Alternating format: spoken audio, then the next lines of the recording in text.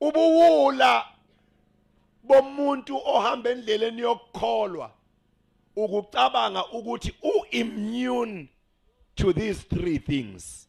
Number 1, ukuphelelwa amandla. Number 2, ukukhathala. Number 3, ukuwa nokuwa. Uma ngabe ukhonza uNkulunkulu ungalokothi nje ucabanga ukuthi lezi zinto ezintathu zikude nawe.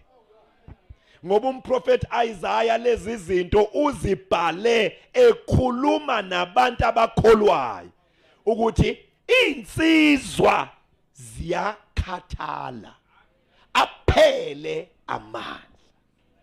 But akabongwe uNkulunkulu ukuthi umprofeti Isaiah akaphakamisa ukukhathala nokuphelelwa ngamandla. Kodwa uveza iqiniso elithi kuyo lendlela yokukholwa esihambayo siyafikelwa amathuba okuphela kwamandla. And bazalwane, we are not ready for our promotion and our elevation uma samba senza ngathi sisenawo kanti aphelile.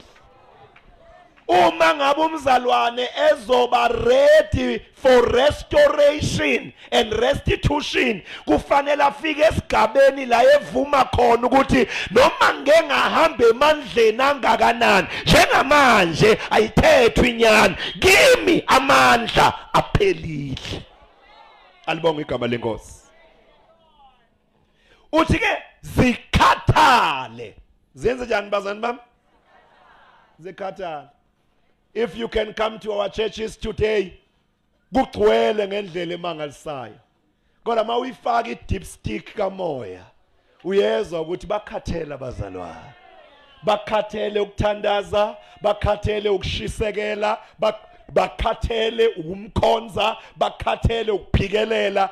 Now I am bringing these things kulo mbubulo so that uma ngabe you are seated here and somewhere in your spirit you feel I am tired, you feel I am powerless, you are not a special case. Ikhona into yokuhamba amandla ephelile. Ikhona into yokumkhonza kukhathalekile. Ikhona into yokumkhonza uwe umkhonza. But tonight ngizobeka isitembu kulokho.